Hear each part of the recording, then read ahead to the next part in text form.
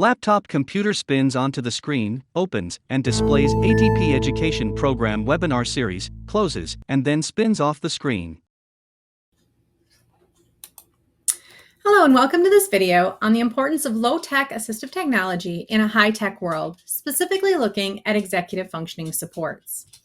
My name is Cassie Frost, and I am an assistive technology specialist, behavior specialist, problem solver, collector of things that may come in handy, and a believer that everyone can learn.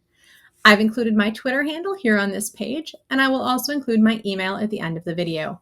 If you have any questions about anything that I'm talking about today, please feel free to reach out. I always look forward to learning new things and connecting with new people. So when we are talking about assistive technology and specifically looking at why low-tech assistive technology is important, it's important to look at some of the factors that differentiate assistive technology from low-tech to high-tech. Some of the differences often are price. Traditionally, a lot of educational professionals, assistive technology professionals, parents, and students will look at low-tech supports first simply because of the price. Low-tech technology tends to be cheaper than high-tech technology, primarily because oftentimes they're things that you have access to every day, and high-tech tends to be things like computers, iPads, communication devices, etc. Low-tech technology historically has always been more available. It's easier to pick up a pack of Post-it notes than it is to buy a new laptop. Ease of use. Again, using those two examples, Post-it notes are much easier to use, perhaps, than a laptop. Low-tech technology typically doesn't break as often, and it has less steps to its utilization than high-tech technology does. Engagement. So low-tech versus high-tech. Historically, high-tech assistive technology has been more engaging for some students than low-tech. This is because the high-tech technology tended to be more novel, things that students didn't have as much access to on a daily basis. Things like computers had brighter colors, there were things that were new, and so oftentimes high-tech technology or assistive technology would be more motivating or engaging to students. And then also looking at the features. Often with low-tech assistive technology, the tool that you're giving a student can do one or two things. With high-tech assistive technology, often one device can do many different things and may have a lot more features.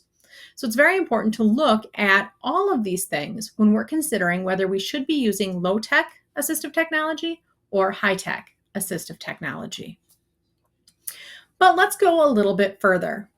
In addition to the availability, the ease of use, the cost, all of those things of low and high-tech assistive technology, we also need to go back just a little bit further and look at how much things have changed in the last, we're going to use 21 years as an example.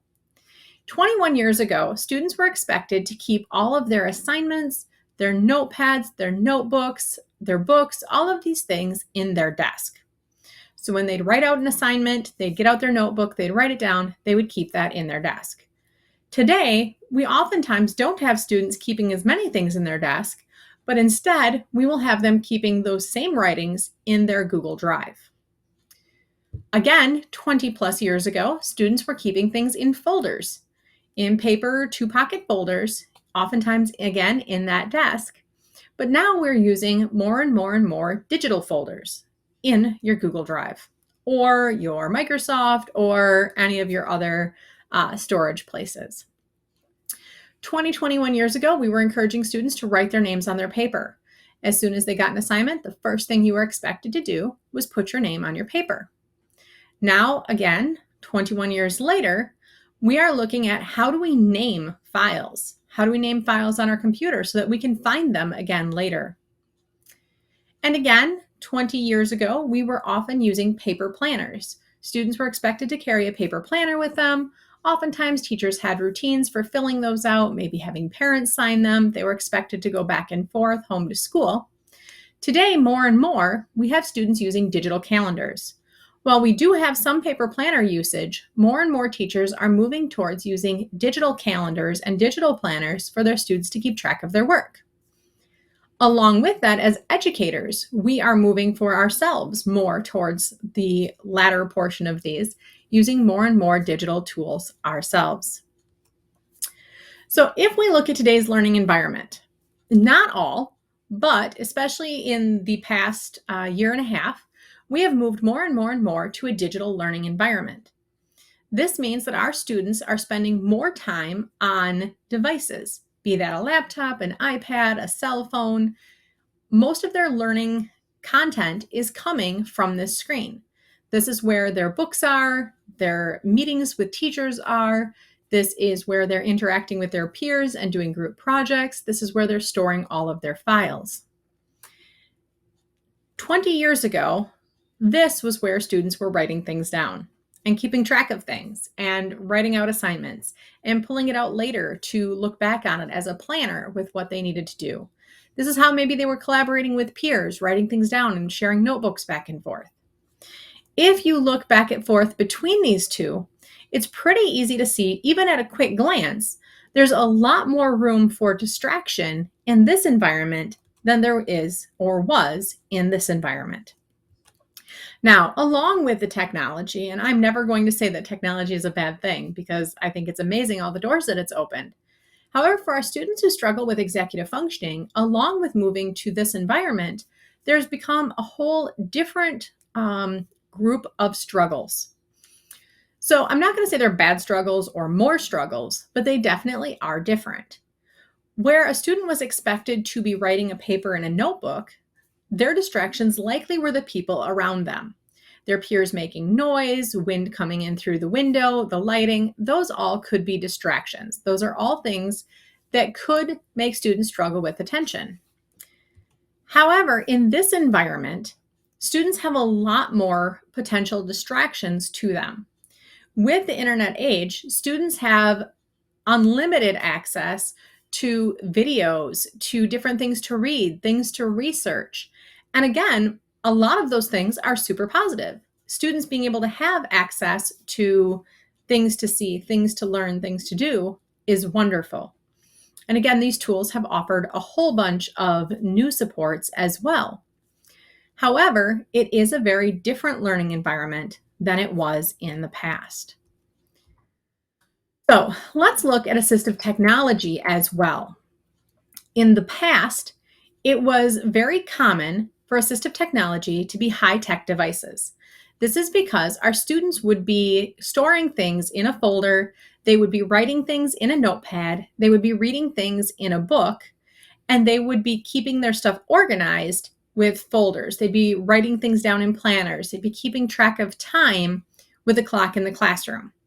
So when these same students needed assistive technology, oftentimes we were looking at something that we could add or change to help them access their educational environment. Those new tools were often high tech. Those would maybe be digital watches. Those would be different types of binder systems and folders. Those would be maybe digital folders on a computer. It would maybe be adding a laptop for word processing instead of writing. So we often started looking at the high tech. However, with high tech, more and more and more being the primary way that students are learning, this is accessible to our students most of the day. So instead of the high tech being assistive technology, those are more of the mainstream ways of learning more and more and more. Now's the time we have to almost start looking backwards at some of the low tech things becoming assistive technology. Think about a classroom where a teacher is having a student keep track of all of their assignments in a Google Calendar. Perhaps a student really struggles with getting things into the Google Calendar and all of the different steps involved in keeping track of all of their assignments and their day-to-day things in the calendar. The technology just isn't working well for them. If we need to look at organizational tools and assistive technology at this point, instead of looking at different Google Calendars, perhaps we need to take a step back and look at some low tech. For that particular student, they may do better with a paper and pencil planner. I know in the last couple of years, as I talk with educators, more and more educators are moving back to paper and pencil planners because it's different than what they work with every day. and it helps their memory to be able to physically write things down, and it helps keep them organized when they're working with multiple Google Calendars and different emails to have one place to write everything down. So we actually may be starting to look at some low-tech things as more common assistive technology than perhaps we have in the past. So as we're doing this, let's look at some common examples of low-tech assistive technology. One of the first ones that I always bring up when we're talking about low-tech assistive technology are timers. As students are on computers and time seems to pass quickly as they're working on things, oftentimes having a visual way to see time passing can really help students who struggle with time management.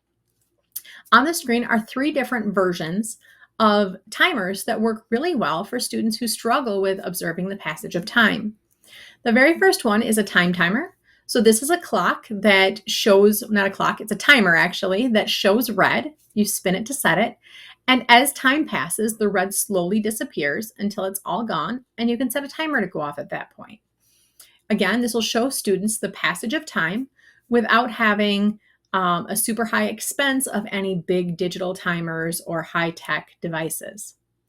The second one is a simple kitchen timer. This is just a digital timer that will count down from whatever you set it at. So again, to watch the numbers ticking away and have the timer at the end is a great low-tech, easily accessible time tool.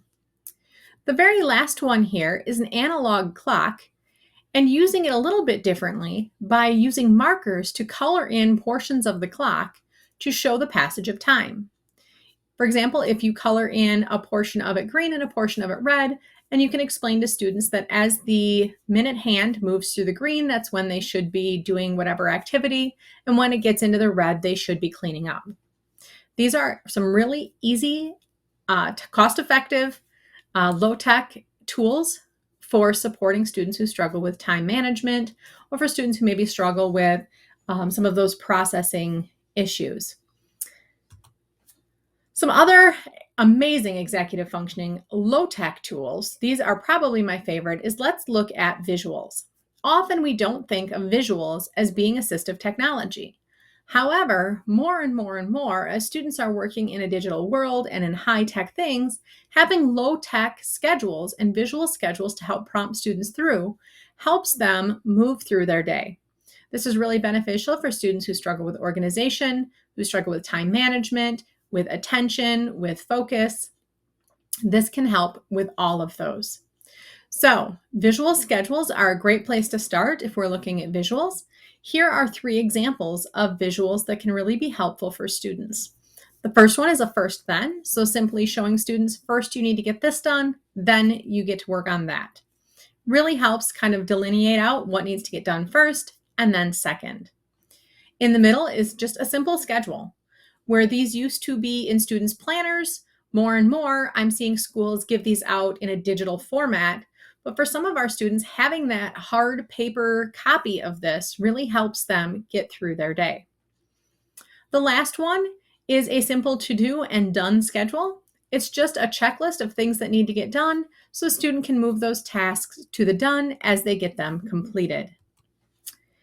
If you are looking at creating visuals, I wanted to include some supports here for creating visual schedules and other visuals.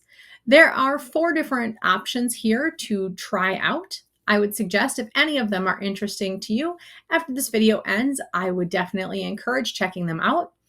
Boardmaker Online has some free community resources. You do need a paid prescription to create your own materials. Symbolsticks and Lesson Picks both have paid subscriptions.